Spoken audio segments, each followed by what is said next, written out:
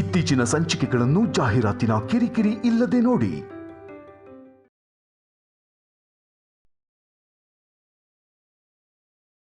ಪೂಜೆ ಹೋಮ ಅಂತ ಹೇಳಿ ನಮ್ಮನ್ನ ದೇವಸ್ಥಾನ ಕಳಿಸಿ ಇವ್ರನ್ನ ಇಲ್ಲಿಗೆ ಕರ್ಕೊಂಡು ಬಂದಿರ್ತಾನೆ.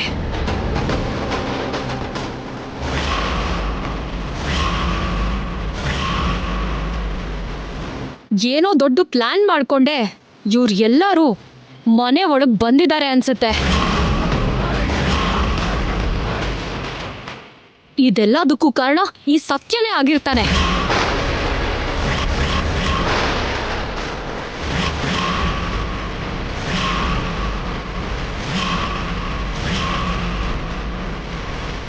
ಇದ್ರಲ್ಲಿ ಇವ್ರ ತಪ್ಪೇನಿಲ್ಲ ಅಕ್ಕ. ಅಂದ್ರೆ ತಪ್ಪೆಲ್ಲ ನಿಮ್ದೇನಾ?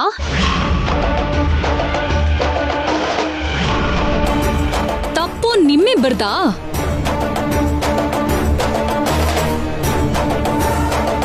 ಕೇಳಿದ್ರ ಅತ್ತೆ? ತಪ್ಪೆಲ್ಲ ತಮ್ದೆ ಅಂತ ಒಪ್ಕೋತಿದ್ದಾರೆ. ಕೇಳಿದ್ರಾ? ನಮ್ ಮನೆ ಬದಲಾಯಿಸಿದ್ರು ಕೂಡ ಇವ್ರ ಬುದ್ಧಿ ಬದಲಾಗಿಲ್ಲ. ನಾಚಿಕೆ ಇಲ್ವಾ ನಿಮ್ಗೆ? ಈ ಜನ್ಮದಲ್ಲಿ ಬುದ್ಧಿ ಬರಲ್ವಾ?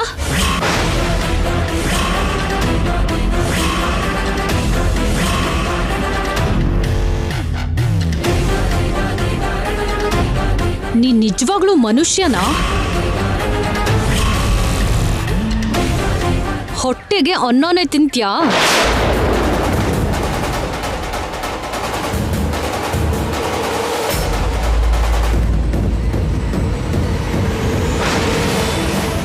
ನಿನ್ನಿಂದ ಮಾವ ಮಂಚ ಹಿಡಿದ್ರು.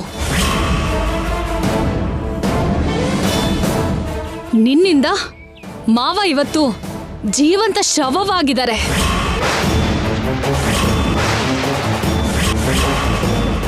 ಇಲ್ಲಿ ನಾವು ಅವ್ರನ್ನ ಬದುಕಿಸ್ಕೊಳ್ಳೋಕ್ಕೋಸ್ಕರ ನಾವು ಪ್ರತಿ ಕ್ಷಣ ಪ್ರಯತ್ನ ಮಾಡ್ತಾ ಇದ್ರೆ ನೀವಿಲ್ಲಿ ಬಂದು ಅವ್ರನ್ನ ಸಾಯಿಸ್ಬೇಕು ಅನ್ಕೊಂಡಿದ್ದೀರಾ?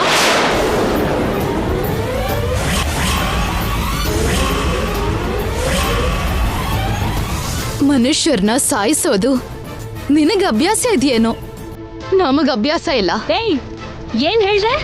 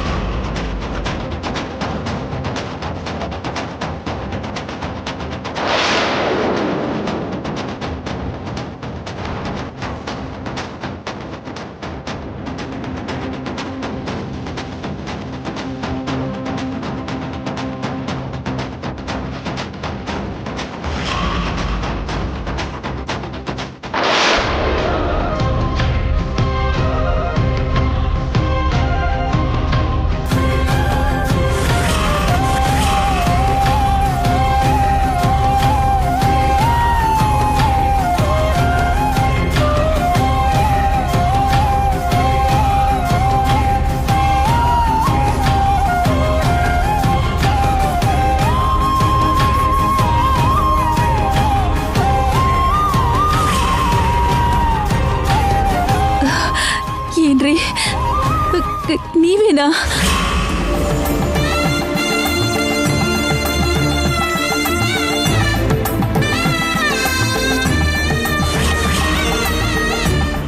ನಿಮಗ್ ಪೂರ್ತಿ ಗುಣ ಆಗ್ಬಿಡ್ತಾ?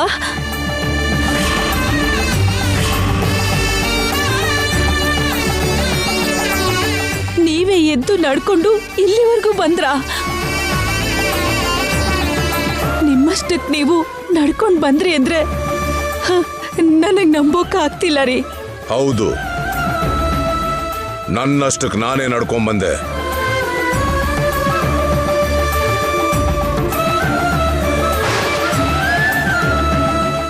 ಯಾಕೆ ಅಂತ ಗೊತ್ತಾ ವಸಂತ?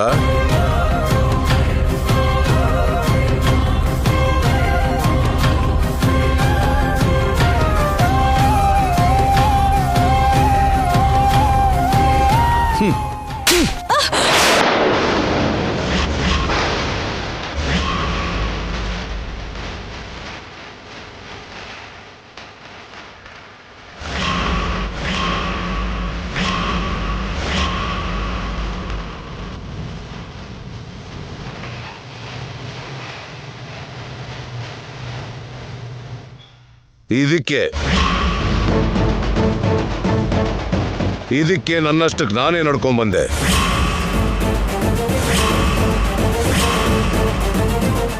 ಏನ್ರಿ ಇದು? ಏನ್ ಮಾತಾಡ್ತಿದ್ದೀರಾ ನೀವು?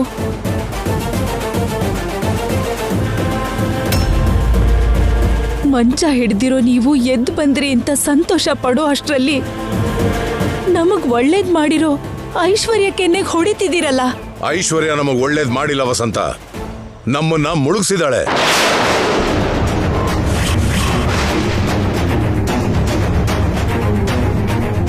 ಇಷ್ಟು ದಿನ ನಾನು ಮಂಚದ ಮೇಲಿರೋ ಕಾರಣ ಈ ಐಶ್ವರ್ಯನೇ.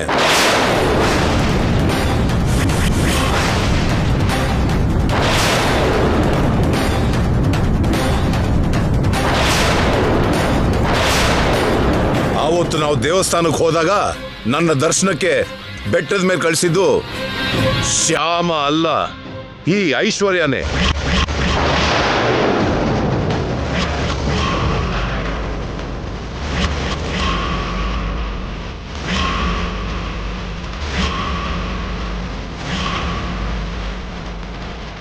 ಆವತ್ತು ಬೀಳೋಕ್ ಮುಂಚೆ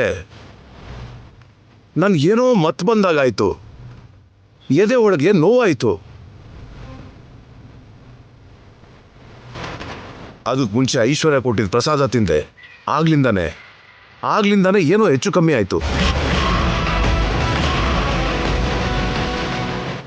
ಬಹುಶಃ ಆ ಪ್ರಸಾದದಲ್ಲಿ ಏನೋ ಔಷಧಿ ಬೆರೆಸಿರ್ತಾಳೆ ಈ ಮಹಾತಾಯಿ.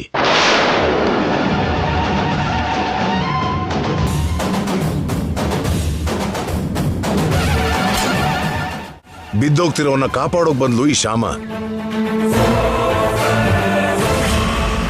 ಅಂತ ಶ್ಯಾಮನ್ ಮೇಲೆ ಅಪವಾದ ಮಾಡಿ ಶ್ಯಾಮನ್ನ ದೋಷಿ ಮಾಡಿದ್ದು ಈ ರಾಕ್ಷಸಿನೇ.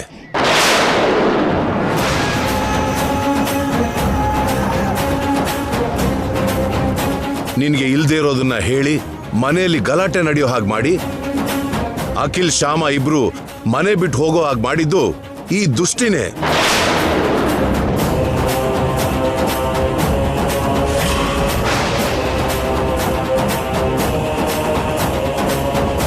ಅವಳನ್ನ ನಂಬಿ ನೀನು ಅವಳು ಪವರ್ ಆಫ್ ಅಟಾರ್ನಿ ಕೊಟ್ಟಿದ್ದಕ್ಕೆ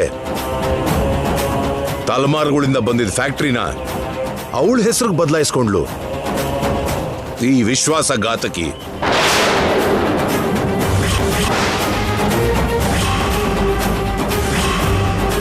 ನಾನ್ ಗುಣ ಆದ್ರೆ ಅವಳು ಗುಟ್ಟೆಲ್ಲ ರಟ್ಟಾಗುತ್ತೆ ಅಂತ ಭಯ ಬಿದ್ದು ಡಾಕ್ಟರ್ ಅವ್ರು ಬರ್ಕೊಟ್ಟಿದ್ದ ಟ್ಯಾಬ್ಲೆಟ್ ನನಗ್ ಕೊಡದೆ ನಾನು ಇನ್ನೂ ಅನಾರೋಗ್ಯ ಆಗ್ಲಿ ಅಂತ ಬೇರೆ ಟ್ಯಾಬ್ಲೆಟ್ಸ್ ತಂದು ನನಗ್ ಕೊಟ್ಲು ಈ ನೀಚ ಹೆಣ್ಣು.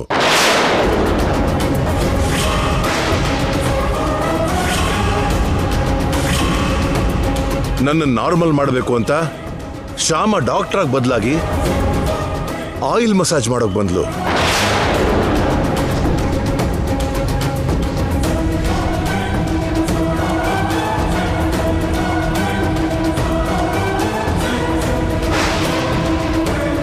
ಶ್ಯಾಮನ್ ವೈದ್ಯದಿಂದ ನನ್ನಲ್ಲಿ ಬದಲಾವಣೆ ಆಗಿರೋದನ್ನ ನೋಡಿ ಶ್ಯಾಮನ್ ನನ್ನ ಮನೆಗೆ ಬರ್ದ ಹಾಗೆ ಮಾಡಿದ್ದು ಈ ಪಾಪಿಷ್ಟಿನೇ. ಸ್ವಲ್ಪ ದಿನ ನ್ಯಾಚುರಲ್ ಟ್ರೀಟ್ಮೆಂಟು, ಸ್ವಲ್ಪ ದಿನ ಇಂಗ್ಲಿಷ್ ಟ್ರೀಟ್ಮೆಂಟು ಅಂತ ಚೇಂಜ್ ಮಾಡ್ತಾ ಇರಬಾರ್ದು.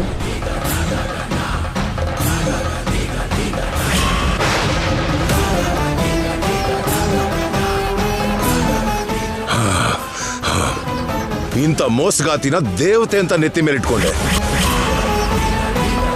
ದೇವತೆ ಅಂತ ಶ್ಯಾಮನ್ನ, ಬಂಗಾರದಂತ ನಮ್ಮ ಅಖಿಲ್ನ ನೀನ್ ದೂರ ಮಾಡ್ಕೊಂಡೆ.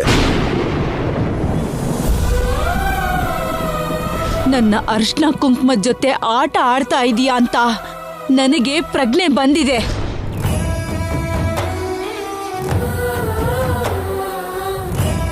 ನೀನ್ ಮಾಡಿರೋದಕ್ಕೆ, ನಿನ್ನ ಮುಖ ನೋಡೋದಕ್ಕೂ ನನಗೆ ಅಸಹ್ಯ ಆಗ್ತಿದೆ. ನನಗಿನ್ನೂ ಕೆಟ್ಟ ಹೆಸರು ತಂದು ಸಮಾಜದ ಮುಂದೆ ನಾನು ತಲೆ ತಗ್ಸೋ ಹಾಗೆ ಮಾಡಬೇಕು ಅಂತ, ಇವಳಿಗೆ ಇನ್ನೊಂದು ಅವಕಾಶ ಕೊಡಬೇಕು ಅಂತ ಕರ್ಕೊಂಡು ಬಂದ್ಯಾ? ನನ್ನ ಹೆಂಡತಿನ ಚೀಟರ್ ಅಂತ ನೋಡೋ ಈ ಮನೆಯಲ್ಲಿ ನಾನಿರೋದಿಲ್ಲ.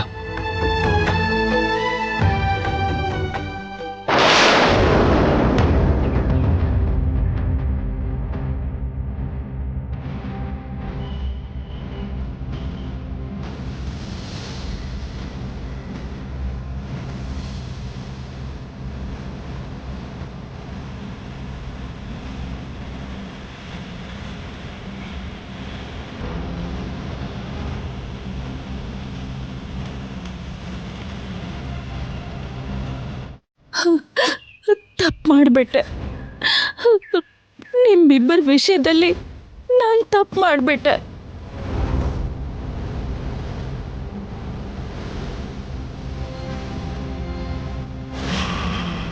ಒಳ್ಳೆಯವರಾಗಿದ್ದ ನಿಮ್ಮನ್ನ ನನ್ನ ಕೈಯಾರೆ ದೂರ ಮಾಡಿಕೊಂಡೆ. ಆಡಬಾರದು ಮಾತುಗಳನ್ನ ಆಡಿ ಅವಮಾನ ಮಾಡಿದೆ.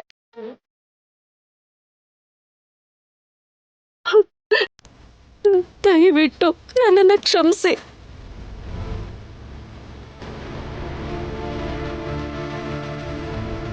ಅಯ್ಯಯ್ಯೋ, ಯಾಕತ್ತೆ ಈ ಮಾತು? ನೀವು ನಮ್ಮನ್ನ ಕ್ಷಮೆ ಕೇಳಬಾರ್ದು. ಮಮ್ಮಿ, ನೀವೇನು ತಪ್ಪು ಮಾಡಿಲ್ಲ. ಅತ್ತಿಗೆ ಮಾತು ಕೇಳಿ ಹೀಗಾಗಿದೆ ಅಷ್ಟೇ.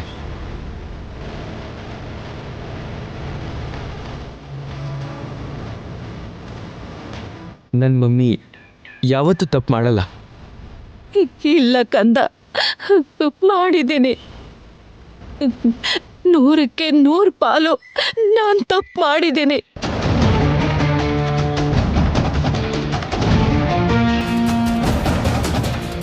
ಆ ತಪ್ಪನ್ನ ಈಗಲೇ ಸರಿ ಮಾಡ್ತೇನೆ.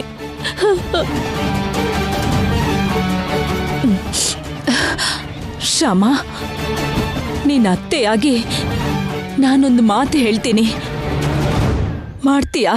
ಹೇಳಿ ಅತ್ತೆ, ನೀವೇನ್ ಹೇಳಿದ್ರು ಮಾಡ್ತೀನಿ. ಮಾತಿಗೆ ತಪ್ಪಾರ್ದು. ನಾನು ವಸಂತ ದೇವಿ ಅವ್ರ ಸೊಸೆ ಅತ್ತೆ, ಮಾತು ತಪ್ಪಲ್ಲ. ನನ್ನ ತಪ್ಪಿಗೆ ಪ್ರಾಯಶ್ಚಿತ್ತ ಆಗ್ಬೇಕು ಅಂದ್ರೆ ನಿನ್ನ ಚಪ್ಪಲಿ ತಗೊಂಡು ಐಶ್ವರ್ಯ ಕೆನ್ನೆಗ್ ಬಾರ್ಸು.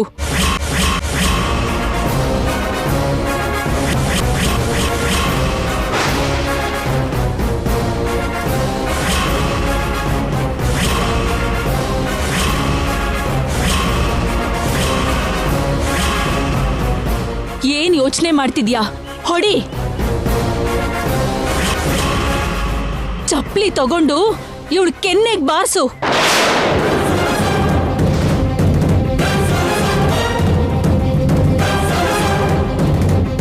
ಇನ್ನೊಂದ್ಸಲ ಈ ರೀತಿ ಚಾಡಿ ಮಾತು ಹೇಳ್ದೆ ಇರೋ ಹಾಗೆ ನಿನ್ನ ಚಪ್ಪಲಿ ತಗೊಂಡು ಇವಳು ಕೆನ್ನೆಗ್ ಬಾರ್ಸು.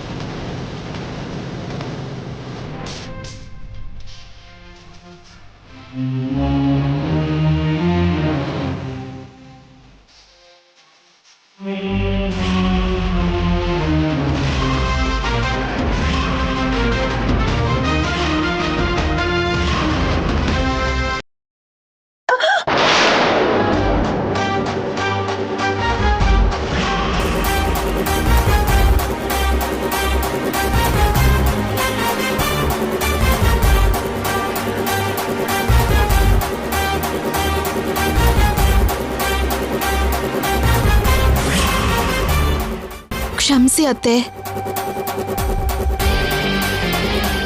ಸೊಸೆಯಾಗಿ ಅತ್ತೆ ಮನೆ ಮರ್ಯಾದೆ ಕಾಪಾಡೋದು ನನ್ನ ಕರ್ತವ್ಯ. ಈ ಮನೆ ಸೊಸೆಗೆ ಚಪ್ಲೆಲ್ ಹೊಡೆದು ಗೌರವ ಕಳೆಯಲ್ಲ. ನನ್ನನ್ನು ಕ್ಷಮಿಸ್ಬಿಡಿ.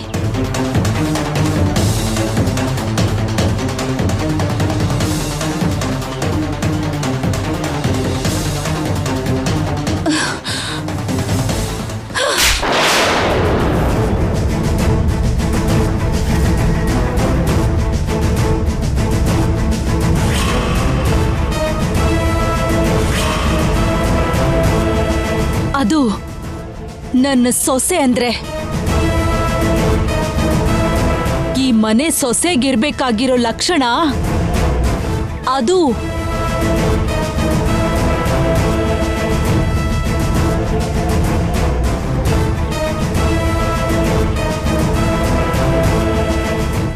ನಮ್ಮ ಕುಟುಂಬದಲ್ಲಿ ಆಗಿರೋ ತಪ್ಪಿಗೆ ಪ್ರಾಯಶ್ಚಿತ್ತ ಆಗಿದೆ ಅಂದ್ಕೋತೀನಿ.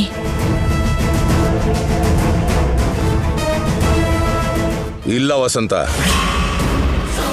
ಆಗಿಲ್ಲ. ನಮ್ಮ ಕುಟುಂಬಕ್ಕಾಗಿದ್ದ ಅನ್ಯಾಯಕ್ಕೆ ಪೂರ್ತಿ ಪ್ರಾಯಶ್ಚಿತ ಇನ್ನೂ ಆಗಿಲ್ಲ.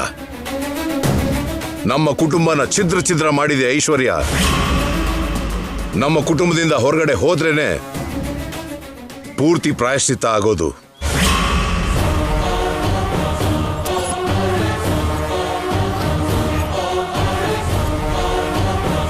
ಏನ್ ಹಾಗೆ ನೋಡ್ತಿದ್ಯಾ? Out, get out.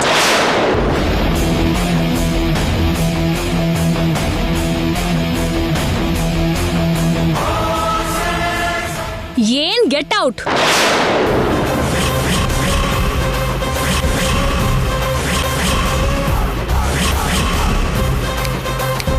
ನೀನ್ ಗೆಟ್ ಔಟ್ ಅಂದ್ರೆ ತಲೆ ತಗ್ಸಿ ಮನೆಯಿಂದ ಹೊರಗೆ ಹೋಗೋದಕ್ಕೆ. ಇದು ನಿನ್ ಮನೆ ಅಲ್ಲ.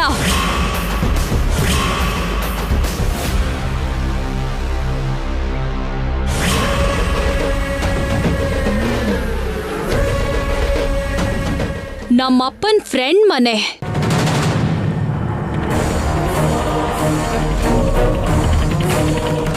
ಈ ಮನೆಯಿಂದ ನಾನ್ ನಿಮ್ಗೆ ಗೆಟ್ ಔಟ್ ಅನ್ಬಹುದೇ ಹೊರತು ನೀನ್ ನನ್ಗೆ ಗೆಟ್ ಔಟ್ ಹೇಳ್ಬಾರ್ದು.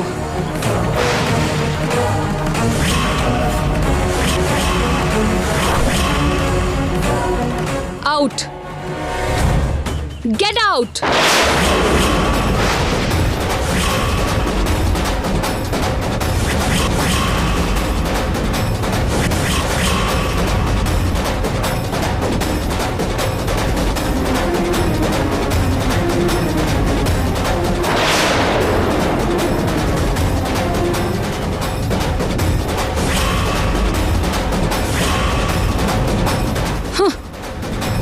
ಫಾರ್ ಯೋರ್ ಕೈಂಡ್ ಇನ್ಫಾರ್ಮೇಶನ್, ಇವಾಗ ನೀವು ಮನೆಯಿಂದ ಹೊರಗೆ ಹೋದ್ರೆ ಇರೋದಕ್ಕೆ ಮನೆ ಇರಲ್ಲ, ತಿನ್ನೋದಕ್ಕೆ ಅನ್ನ ಇರಲ್ಲ.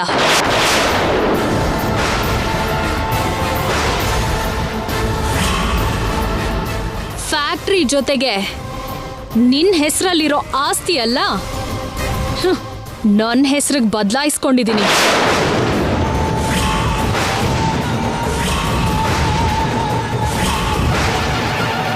ಏನು? ಆಸ್ತಿ ಎಲ್ಲ ನಿನ್ನ ಹೆಸರಿಗೆ ಮಾಡ್ಕೊಂಡಿದ್ಯಾ? ಎಸ್, ಬದಲಾಯಿಸ್ಕೊಂಡಿದ್ದೀನಿ.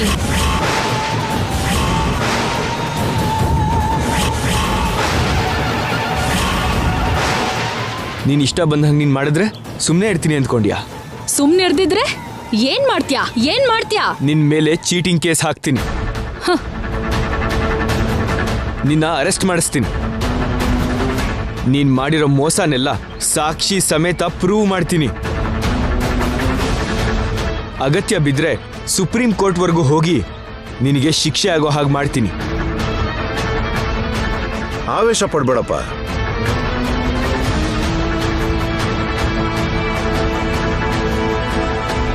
ಅಷ್ಟು ದೂರ ಹೋಗಿ ಅವಳಿಗೆ ಶಿಕ್ಷೆ ಕೊಡಿಸೋ ಅವಶ್ಯಕತೆ ಇಲ್ಲ. ಆನಂದ ಗಜಪತಿ ವರ್ಮಾ ಸೊಸೆ ಸ್ಥಾನ ಹೋಗಿದ ಮರುಕ್ಷಣನೇ ಅವಳ ಜೀವನ ಏನು ಅಂತ ಅವಳು ಗೊತ್ತಾಗುತ್ತೆ. ಅವಳು ಅನುಭವಿಸ್ಬೇಕಾಗಿರೋ ಶಿಕ್ಷೆನ ಅವಳು ಅನುಭವಿಸ್ತಾಳೆ.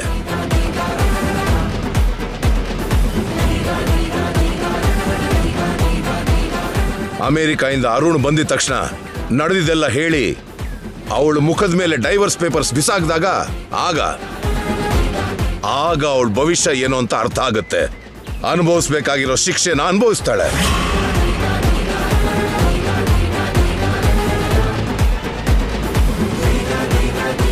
ಅತ್ತೆ ಮನೆನ ಸರ್ವನಾಶ ಮಾಡಿದ ಉತ್ತಮ ಸೊಸೆ ಅಂತ ಸಮಾಜ ಛೀ ಅಂತ ಮುಖದ ಮೇಲೆ ಉಗಿತಿದ್ರೆ ಆಗ ಅವಳ ಬೆಲೆ ಏನು ಅಂತ ಅವಳಿಗೆ ಗೊತ್ತಾಗುತ್ತೆ. ಅನುಭವಿಸ್ಬೇಕಾದ ಶಿಕ್ಷೆನ ಅವಳು ಅನುಭವಿಸ್ತಾಳೆ.